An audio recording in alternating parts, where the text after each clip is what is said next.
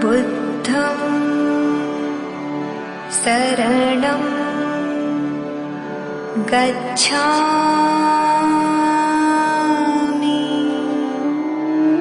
जय भीम दोस्तों, मैं रजत मौर्य आप सभी का स्वागत करता हूं बहुजन साहित्य के इस विशेष कार्यक्रम किताब पर चर्चा में, जहां हम चर्चा करते हैं बहुजन लेखकों द्वारा लिखी गई किताबें और बहुजन मुद्दों पर केंद्रित किताबों पर। आज इस वीडियो में हम बात करेंगे लैंगिक संबंधों की और कपड़ों की धुलाई और स्त्रीवाद के बारे में।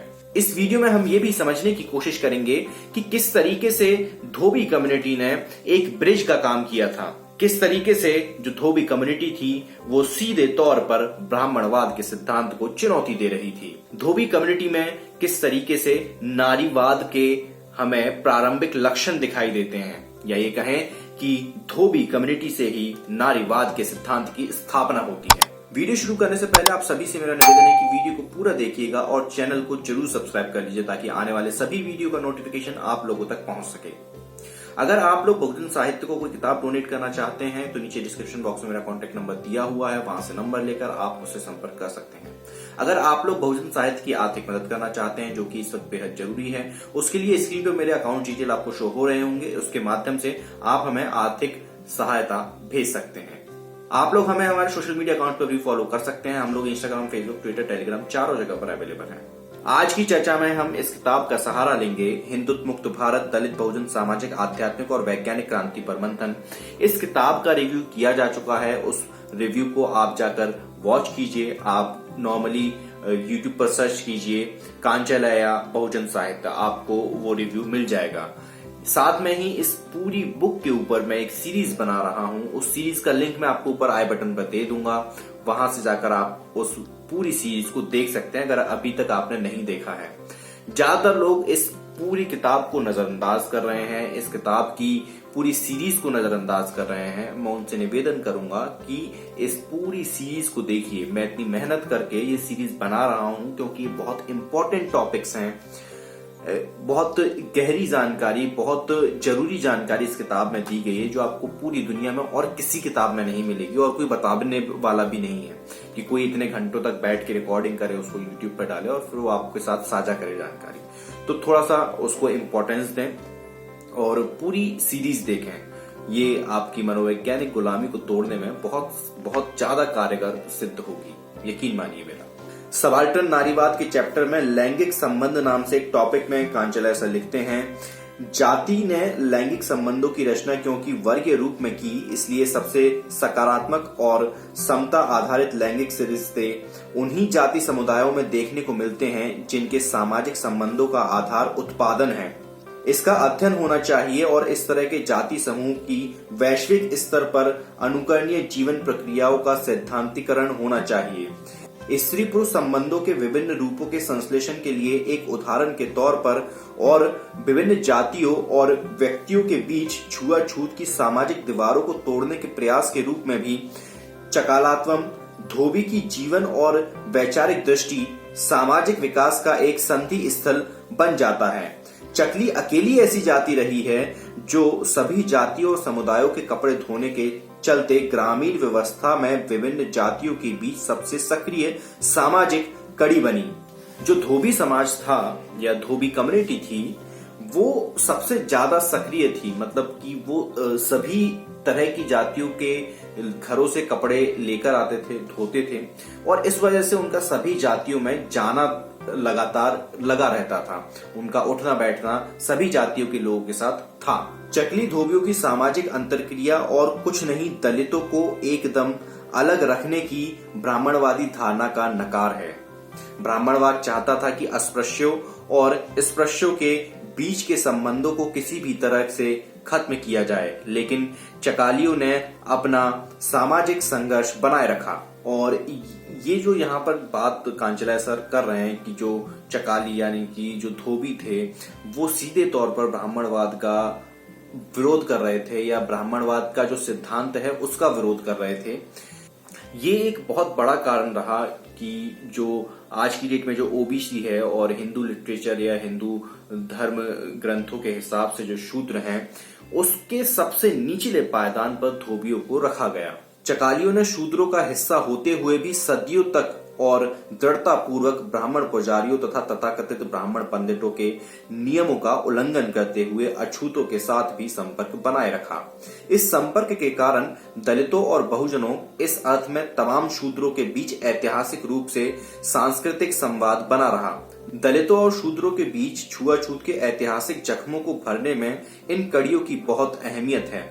इसके साथ पूंजीवादी बाजार, शहरी योजना, शहरी रोजगार और साथ ही अम्बेडकरवादी आग्रह आरक्षण भी शहरी क्षेत्रों में छुआछूत की दीवारों को गिराने में मददगार साबित हो रहे हैं। आरक्षण का जो विरोध है, उस आरक्षण जो तथाकथित जो स्वर्ण है, जो तथाकथित जो ब्राह्मणवादी लोग हैं, उनका आरक्षण का विरोध करने का एक ये भी बहुत बड़ा कारण है। अगर आप बारीकी से समझने की कोशिश करेंगे तो जब 10% आरक्षण दिया गया तथाकथित स्वर्णों को, जो जनेऊ आरक्षण जिसे कहा जाता है, उसका विरोध करते हुए कोई भी नजर नहीं आया, ना ही किसी ने उसका विरोध किया। लेकिन अगर SC ST OBC का आरक्षण होता है तो उसका विरोध हमें कई जगह पर कई रूपों में देखने को मिलता है। तो मतलब कि आरक्षण से समस्या नहीं है, समस्या है जो SC ST OBC का जो आरक्षण है उससे। इस तरह जनमन का शहरीकरण या आधुनिकीकरण और शूद्र दलितों की आर्थिक स्थिति ग्रामीण क्षेत्रों में भी भारतीय समाज के भविष्य को बड़े पैमाने पर बदलने जा रही है। इस देश या इस अर्थ में किसी भी देश का भविष्य आध्यात्मिक, सामाजिक और सांस्कृतिक क्षेत्रों में स्त्रियों के योगदान का पुनर्मूल्यांकन करते हुए इन सभी क्षेत्रों में स्त्री पुरुष संबंधों में आमूलचूल बदलाव पर निर्भर करता है। इस दिशा में चकली स्त्रियों का जीवन हमें नई दिशा दिखाएगा। चकलियों का सबसे महत्वपूर्ण योगदान यह है कि उन्होंने अपने समुदाय के भीतर स्त्रीवादी व्यवहार को सामान्य व्यवहार की तरह बरता। यह ऐसा पहलू है जिस पर न तो कभी कोई बात हुई है और न किसी ने उस पर कुछ लिखा, न ही स्त्रीवादी सिद्धांत और व्यवहार के ऐसे किसी स्थल को खोजने की कोई कोशिश अभी तक की गई है। इस पूरे पैरा की शुरुआत में ही कांचालय सर जो है वो ये चीज स्पष्ट करने की कोशिश करते हैं कि जो स्त्रीवाद जो है उसकी जो जड़ें हैं वो कहीं ना कहीं बहुजन समाज के अंदर ही हैं। क्योंकि आप देखेंगे कि जो ब्राह्मणवादी लोग हैं, जो या तथाकथित जो स्वर्ण लोग हैं, उसके अंदर, उस पूरे समुदाय के अंदर जो स्त्रियां हैं उनके ऊपर बहुत ज्यादा पाबंदियां हमेशा से रही हैं। लेकिन बहुजन समाज की जो औरतें रही हैं वो शुरुआत से ही, जैसे धोबी कम्युनिटी है, वो घर घर जाके कपड़े इकट्ठे करती थी। जो चमार जो कम्युनिटी थी, वो लोग भी जब चमड़ा बनने की जो प्रक्रिया होती थी तो उसमें महिलाओं का भी योगदान रहता था। इसी तरह आप लोहार कम्युनिटी को उठा के देख लीजिए तो आज की डेट में भी आप अगर जाएंगे, जो लोह पीटने होते हैं, है ना, वो लोग क्या करते हैं, उनके यहाँ आप देखेंगे कि औरतें भी वहां पर लोहे की कुटाई कर रही होती हैं। आप इसके बाद किसान जो लोग हैं या किसानी का जो पूरा क्षेत्र है, फार्मिंग का जो पूरा सेक्टर है, उसमें भी आप देखेंगे तो जो महिलाएं हैं वो आदिकाल से ही बढ़ चढ़कर हिस्सा लेती रही हैं। मतलब कि हमारे जो बहुजन कम्युनिटी है उसमें स्त्रियों को ज्यादा स्वतंत्रता दी गई थी, या कहें कि ज्यादा स्त्रीवाद था, या ये कह सकते हैं कि जो बहुजन कम्युनिटी के लोग होते हैं वो ज्यादा स्त्रीवादी होते हैं, स्त्रियों को ज्यादा स्वतंत्रता, ज्यादा सम्मान देते हैं। और उसके ऊपर अभी तक किसी भी तरह से कोई बात नहीं की गई है। स्त्रीवाद या आज की जो फेमिनिस्ट लोग हैं उसमें भी आप देखेंगे कि बहुत जो अपर कास्ट के जो लोग हैं उनका डोमिनेशन आपको वहां भी देखने को मिलेगा। तो वो लोग इस तरह की रिसर्च नहीं करते हैं, ना ही वो इस तरह की बात करेंगे। तो जो लोग इस तरह की बात करते हैं आपको उनको सुनना चाहिए, उनको पढ़ना चाहिए। वीडियो को शेयर जरूर कर दीजिएगा अगर अभी तक नहीं किया है तो। कारण साफ है, ऊंची जाति की कोई महिला विद्वान ऐसी कोई खोज करने दलित बहुजनों के बीच नहीं जा सकती थी, क्योंकि वे अन्य थे और उनके पारिवारिक, जातिगत तथा स्त्री पुरुष संबंध किसी भी तरह अनुकरणीय नहीं थे।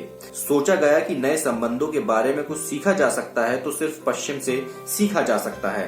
परिवार यानी वह सामाजिक इकाई जो तर्कमूलक विमर्श के केंद्र में रही है को लेकर किए गए अभी तक के अध्ययन उस ब्राह्मण परिवार के अध्ययन रहे हैं जो सामाजिक रूप में एक नकारात्मक इकाई है।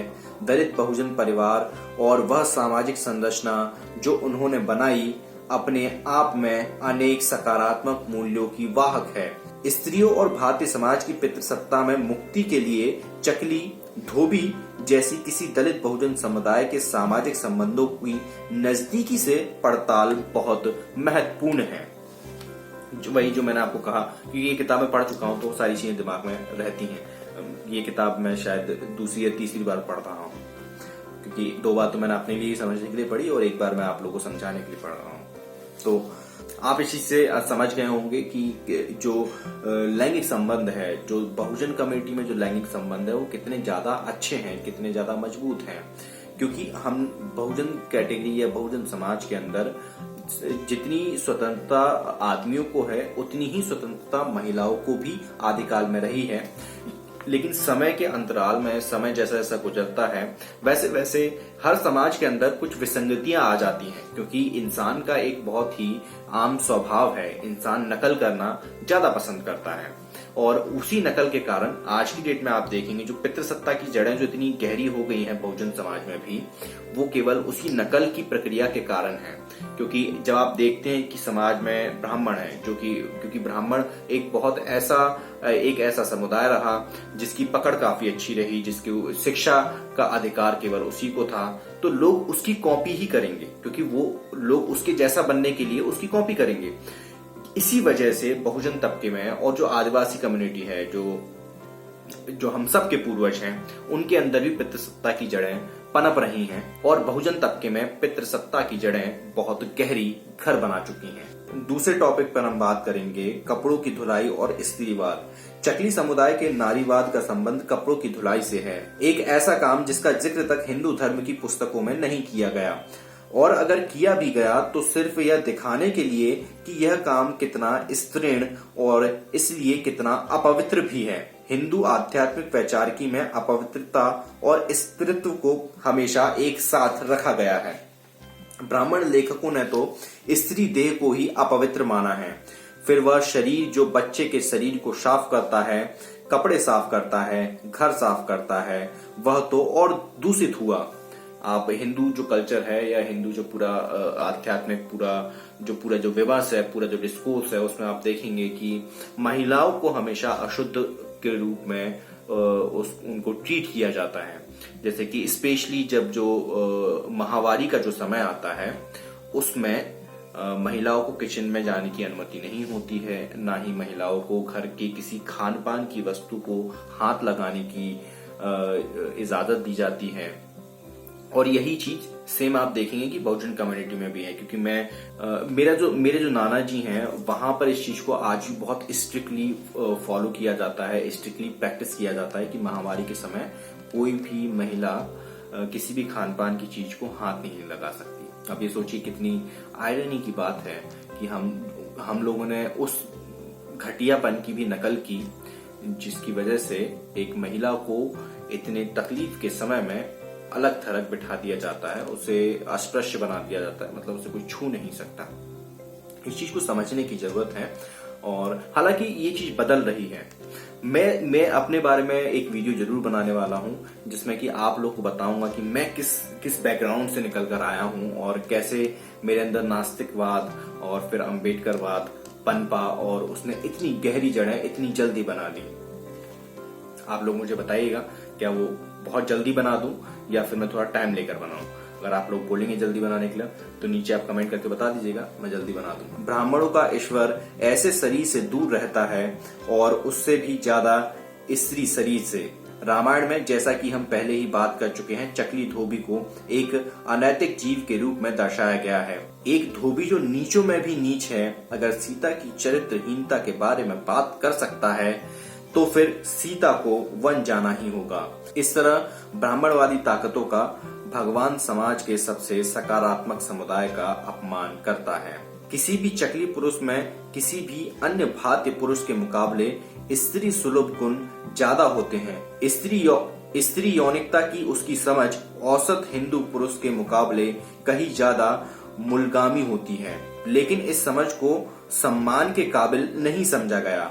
न इसे सामाजिक दृश्यता मिली, न उसका आर्थिक आधार मजबूत हुआ। नागरिक के रूप में चकली न सिर्फ सबाल्टर्न है, बल्कि उनकी सांस्कृतिक अर्थव्यवस्था के संबंधों को भी समाज में कोई पहचान नहीं मिली।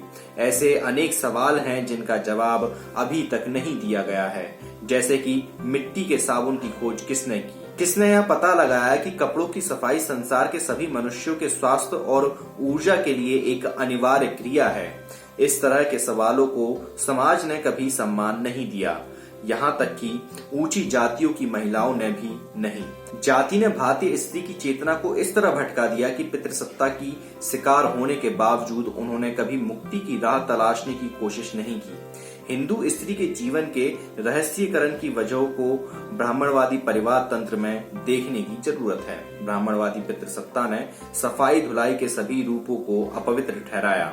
स्त्री देह की अपवित्रता और पुरुष देह की पवित्रता के सिद्धांत का स्त्रियों और पुरुषों दोनों पर ही इतना गहरा असर था कि उन्होंने ब्राह्मणवादी ज्ञान की इन हदों से बाहर जाने की कोशिश ही नहीं की। नहीं लगता कि स्त्री की आंखों से देखकर उन्हें कभी महसूस हुआ हो कि ब्राह्मणवाद कितना आत्मघाती है। ऊंची जातियों की स्त्रियों समेत सभी स्त्रियों की मुक्ति के लिए सबाल्टर्न नारीवाद संरचनाओं की समझ उतनी ही अपरिहार्य है जितना स्त्री पुरुष संबंधों की वैचारिक संरचना को जानना। उम्मीद करता हूं कि इस वीडियो से आपको कुछ जानने को, कुछ समझने को जरूर मिला होगा। ये भी उम्मीद करता हूं कि मेरी ये छोटी सी पहल, जो कि आपकी मनोवैज्ञानिक दीवारों को मैं दरार लाने की है, कुछ हद तक कारगर सिद्ध होगी। आप लोगों से नम्र निवेदन, आग्रह, आपके हाथ जोड़ के विनती कर लेता हूं कि इस किताब को मंगाइए और इस किताब को जरूर पढ़िए। ये किताब आपकी मनोवैज्ञानिक गुलामी को जड़ से खत्म कर देगी, यकीन मानिए मेरा। ये वीडियो आप लोगों को कैसा लगा नीचे कमेंट बॉक्स में जरूर बताइएगा। मैं रजत मौर्य मिलता हूं आपसे अगले वीडियो में फिर किसी किताब के साथ। तब तक अपना और अपनों का ध्यान रखें। पढ़ने की आदत को विकसित करें, क्योंकि पढ़ेगा इंडिया तभी तो बढ़ेगा इंडिया। जय भीम, जय भारत, जय संविधान, जय जोहार।